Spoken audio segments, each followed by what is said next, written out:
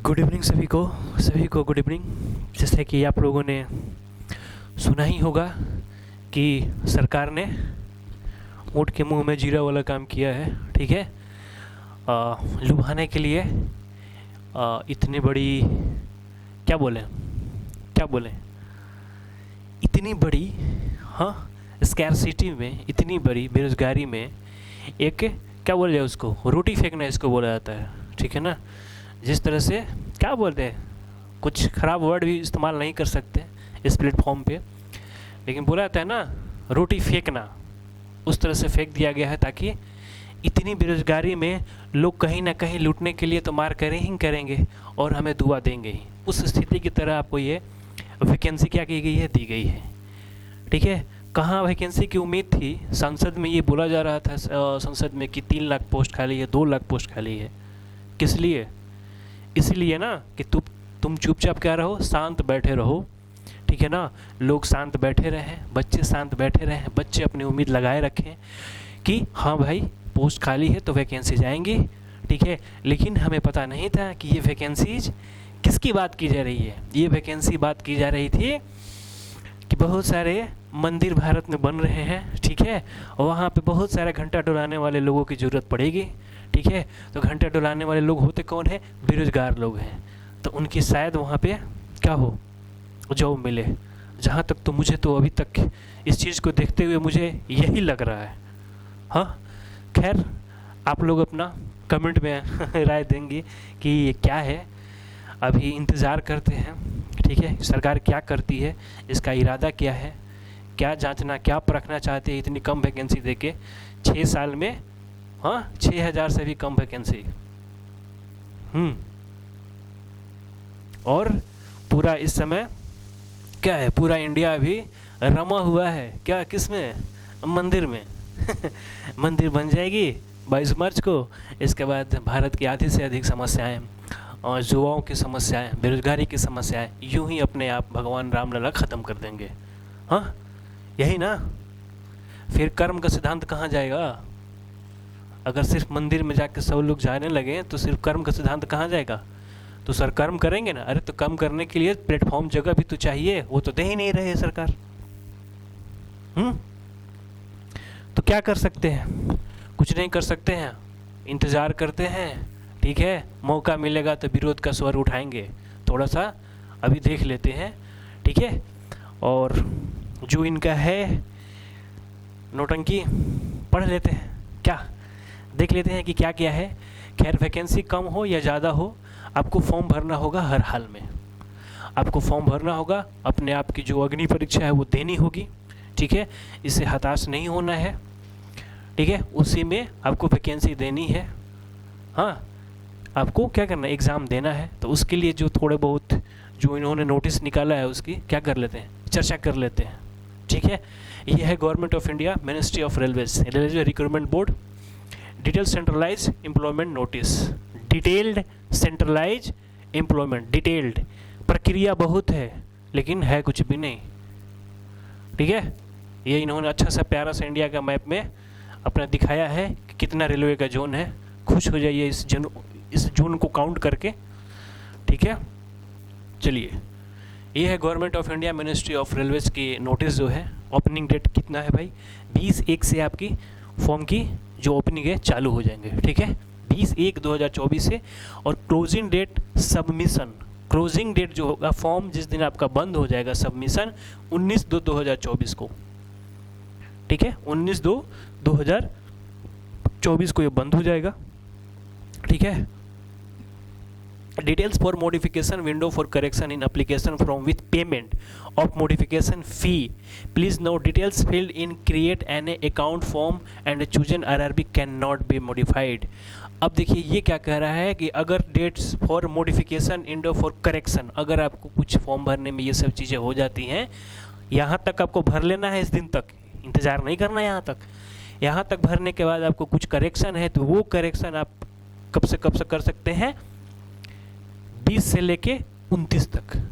ठीक है ना, करेक्शन जो करना होगा वो आपको मिलेगा कि इतना दिन में आपको 29 तक में करेक्शन करना है, 19 तक आपको फॉर्म फिलअप कर देना है।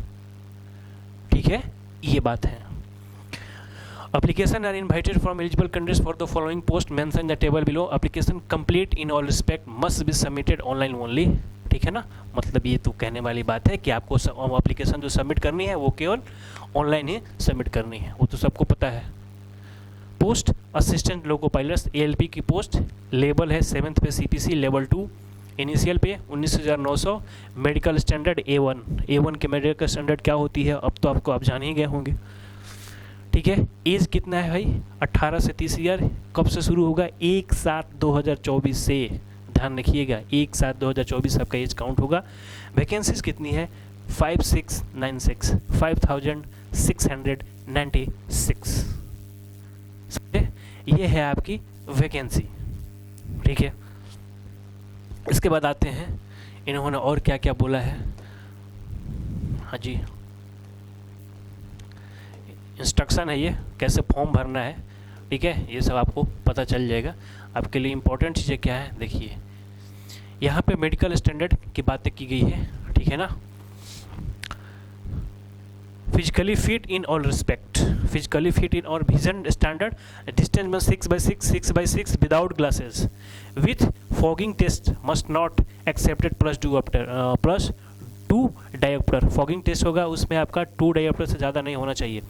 नियर विजन 0.6 से 0. Without glasses and must pass test for a colour vision, binocular vision, field of vision, night vision, mesoscopic vision etcetera. तो ये आपका मेडिकल स्टैंडर्ड है विजन टेस्ट के लिए। ठीक है, इंपॉर्टेंट बात आपको बता दी जाती है। इसके बाद हम आते हैं एज लिमिट, जानते ही हैं। ठीक है ना, कम्युनिटी कैटेगरी में एज लिमिट 1/7/2024 से आपकी देखी जाएगी। 18 से 30 वर्ष आपका अपर लिमिट जो है 30 रहता है। SC/ST के लिए 5 वर्ष, OBC के लिए 3 वर्ष। इसके बाद वही एक सर्विसमैन, ये सर्विसमैन के लिए आप देख लेना अपने हिसाब से जो है तो है।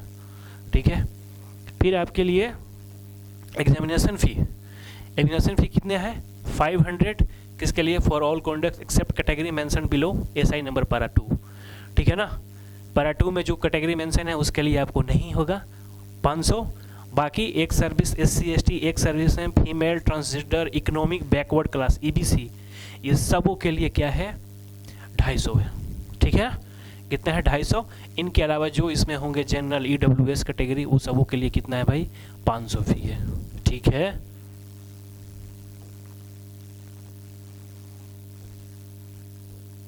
इसके बाद आपके लिए मोड ऑफ पेमेंट ऑनलाइन है। आपके लिए इम्पोर्टेंट चीज़ यहाँ पे आ जाएगी। देखते हैं यहाँ पे लिस्ट इतना चौड़ा दिया है, वैकेंसी कितनी है, रिक्वायरमेंट प्रोसेस। ठीक है ना, रिक्वायरमेंट प्रोसेस क्या है, एक candidate can apply only 1 RB, एक ही RRB जोन में आप क्या कर सकते हैं फॉर्म फिलअप कर सकते हैं। Only one online application has to be submitted. The recruitment process shall be comprised the following stage. आपका recruitment process कौन कौन स्टेज में होगा, first stage CBT1, second CBT2, third आपका जो होगा CBAT computer based aptitude test. आपको कुछ दिन पहले भी मैंने बताया था, इन सब चर्चा किया था। फिर इसके बाद डॉक्यूमेंट वेरिफिकेशन, इसके बाद medical examination, then finally you will be recruited. ठीक है, फर्स्ट स्टेज CBT1 में आप जानते ही हैं क्या क्या हो सकता है। CBT1 will only be a screening exam for shortlisting eligible candidate. CBT1 जो होगा सिर्फ क्या होगा स्क्रीनिंग टेस्ट होगा, मतलब वहाँ से लोगों को सिलेक्ट करना है और बाकी को छांट देना है। CBT2 based on their normalise marks and merit. CBT2 जो होगा वही आपका मेरिट तय करेगा। CBT2 जो होगा वो आपका मेरिट तय करेगा। The marks CBT1 shall not be counted while preparing in the final panel. Final जो आपका रिजल्ट तैयार होगा ना उसमें CBT1 का मार्क्स आपका तय नहीं किया जाएगा। कंक्लूड मतलब कि इंक्लूड नहीं किया जाएगा। Candidates belong to OBC SC ST who are shortlisted for CBT2 by availing relax standard of age shall be continue to be treated as candidates of their respective reserved community only for all subsequent stages for the recruitment process। कहने का मतलब है कि OBC SC ST में अगर कोई pre में CBT1 में उस अगर OBC के आधार पर ही आपका सिलेक्शन हो जाएगा, मतलब कि आपका जो नंबर आया, मान लीजिए CBT1 आपने एग्जाम दिया, आपका नंबर आया OBC के जो कट ऑफ है उसमें, तो आगे भी CBT 2 में आपका जो कैटेगरी डिसाइड हो गया है OBC, उसी में आप सेलेक्टेड होइएगा, ठीक है। और मान लीजिए कि CBT 1 में अगर मार्क्स आपका जनरल का आ जाता है CBT 1 में, तो अभी भी आपने क्या किया है, OBC का फ़ायदा नहीं उठाया है। तो CBT 2 में आपको अभी CBT 2 जब देंगे आप वहाँ पे, तो वहाँ पे फिर क्या होगा, अगर वहाँ पे अगर आप जनरल का ही मार्क्स लेके आते हैं तो आपको सेलेक्ट कर लिया जाएगा। अगर वहाँ पे CBT 2 में जनरल का मार्क्स नहीं आता है तो आपको क्या किया जाएगा, OBC में आपको या फिर SC ST में जो भी है उसमें आपको डाला जाएगा, ठीक है। लेकिन ध्यान रखिएगा, अगर पहला ही में CBT 1 में अगर आपने OBC का मार्क्स ले लिया, ठीक है, सिलेक्ट करके OBC के बेस पे, और CBT 2 में OBC का मार्क्स अगर जनरल से ऊपर चला जाए, तो ऐसा नहीं होगा कि आप जनरल में कूद जाइएगा, फिर आप OBC में ही रहिएगा। अगर आपने प्री में CBT 1 में अगर OBC पे जनरल के मार्क्स पे उठाए थे तो वहाँ पे आपको मिल जाएगा, लेकिन एक बार आपका CBT 1 में कैटेगरी डिसाइड हो गया था, दोबारा फिर कूद फान नहीं कीजिएगा, ठीक है। अगर CBT 1 में जनरल का मार्क्स अगर आया है तो CBT 2 में मतलब कि आपका अभी बचा हुआ है, आप CBT 2 में या तो जनरल में या OBC दोनों में से कहीं में जा सकते हैं अकॉर्डिंग टू योर मार्क्स। लेकिन अगर कैटेगरी पहले डिसाइड हो गई तो फिर आपको उसी में जाना है। ये कहने का मतलब यही है कि आप अपने क्या बोलते हैं कैटेगरी का फ़ायदा एक ही बार उठा सकते हैं। ये ना कि एक बार OBC कूद गए, फिर अगर जनरल का उधर मार्क्स कम आया है ना तो फिर उसी में कूद गए, जी नहीं। अब OBC आपने पहले डिसाइड हो गया है तो OBC ही रहिएगा, कूद फान नहीं करना है। पैटर्न ऑफ सिलेबस क्या है CBT 1 का देख लीजिए। CBT 1 में 60 मिनट का आपका समय होगा, मैक्सिमम कितना होगा, 75 मार्क्स होगा, at the rate 1 marks per question, 1 marks रहेगा हर क्वेश्चन का। There shall be negative marking, 1/3 रहेगा आपका नेगेटिव मार्किंग, ठीक है ना। Normalisation of marks will be done on CBT held in multiple shift, normalisation होगा, अगर मल्टीपल शिफ्ट में एग्जाम होता है तो उसको नॉर्मलाइज किया जाएगा। Minimum pass percentage of eligibility UR EWS 40% और OBC के लिए 30%, SC के लिए 30%, ST के लिए 25% मिनिमम क्वालिफाइंग, ठीक है। ये आपका सिलेबस हो जाएगा। मैथमेटिक्स का क्या है, नंबर सिस्टम, बोर्ड मास, डेसिमल, फ्रैक्शन, LCM, LCF, ये सब आपको सिलेबस पता ही होगा, ठीक है ना। एनालॉजी, ये रीजनिंग का होगा। Number series, coding and decoding, mathematical operation, relationship, सिलुक्स, जम्बलिंग, वेन डायग्राम, करीब करीब सारा सब्जेक्ट दिया है। फिर जनरल साइंस देख लेते हैं। The syllabus under this sever physics, chemistry and life science, 10th standard level का आपका जनरल साइंस होगा, ठीक है। और general awareness, current affair, science, technology, sports, culture, personality, economic, politics and other subject importance, मतलब कि करंट अफेयर्स में आपको 1 साल का, ठीक है, साइंस, टेक, ये सब आपको पढ़ के जाना होगा, ठीक है। ये आपका हो गया CBT 1 का। CBT 2 में 2 पार्ट होता है CBT 2 में, एक तो होता है नॉन टेक वाला, एक आपका होगा टेक, मतलब कि ITI का सिलेबस, ठीक है ना। Total number of candidates shortlisted CBT 2 shall be limited to 15 times of the number of vacancy seat. अब CBT 2 में उतना ही मेंबर जाएंगे, ठीक है ना, जितना सीट है उसका 15 गुना ही लोगों को सेलेक्ट किया जाएगा CBT 2 के लिए, ध्यान रखिएगा। मतलब 5600 है तो 15 छक्का 90, ठीक है ना, 5000 वैकेंसी है ना, तो 90,000, 92, 94,000 के आसपास जाइएगा आप, उनका सिलेक्शन होगा, ठीक है। पैटर्न क्या है CBT 2 का, CBT 2 shall be comprise 2 parts, part A, part B, कुछ दिन पहले आपको बताया है मैंने। अगर सिलेबस देखना हो तो जाइएगा, वहाँ पे आपको पूरा सिलेबस मिल जाएगा, ठीक है ना। टोटल ड्यूरेशन 2 घंटे 30 मिनट का होगा। पार्ट ए 90 मिनट का 100 क्वेश्चन और पार्ट बी 60 मिनट का 75 क्वेश्चन रहेगा, पार्ट बी, ठीक है ना। इसमें भी नेगेटिव मार्किंग रहेगा 1/3, ठीक है। नॉर्मलाइजेशन होगा। पार्ट ए में कितना होना चाहिए, 40%, 30%, वही सेम प्रोसेस है। अगर CBT 2 जो हुआ है ना उसमें पार्ट ए है, उसमें क्वालिफाइंग पासिंग परसेंटेज इतना होना चाहिए, समझे। Only the marks score part A shall be counted for shortlisting of candidate for further stage of this recruitment process provided the candidate irrespective of community is able to secure qualifying marks 35% in part B। इसका कहने का मतलब क्या है कि यहाँ जो merit तय होगा ना वो पार्ट ए जो हो ना, पार्ट ए और पार्ट बी, CBT 2 में पार्ट ए है और पार्ट बी है, तो जो मेरिट तय होगा वो पार्ट ए पे तय होगा, लेकिन पार्ट बी में आपको क्वालिफाई करना जरूरी है 35% मार्क्स के साथ। कहने का मतलब ये है कि CBT 2 में पार्ट ए जो है ना उसी पे आपका मेरिट तय होगा, ठीक है जी। और इसमें जो पार्ट बी है CBT 2 का, उसमें क्वालिफाई करना है, मानी 30% मार्क्स आपको लाना है, ठीक है ना। सिलेबस पार्ट ए का देख लीजिए, mathematics, general intelligence, basic science and engineering, ठीक है, यही है आपका। और सिलेबस पर पार्ट बी का देख लीजिए, part B is only qualifying in nature shall be have a question from the various trade, ठीक है ना, क्वालिफाइंग परसेंट, ये आपका पार्ट बी का हो जाएगा। मतलब कि जिस पार्ट बी का देख लो, इलेक्ट्रिकल इंजीनियरिंग क्वालिफिकेशन करने के ट्रेड सब्जेक्ट वाइज, ठीक है, समझे। पार्ट बी का turner machinist, refrigeration, recording machining, heat engine, millwright, ये सब आपको क्या आ जाएगा, क्वालिफिकेशन होना चाहिए, ठीक है ना। Qualification electrical engineering, combination of various stream, electrical engineering में electronics engineering, mechanical engineering, automobile engineering, उसके थ्रू ये आपको वेरियस दिए गए हैं चीज़ें, इसमें आपको क्वालिफिकेशन पार्ट बी के लिए होना चाहिए। तीसरा पार्ट आपका क्या था, CBAT computer based aptitude test, ये क्या है, CBAT, ठीक है ना।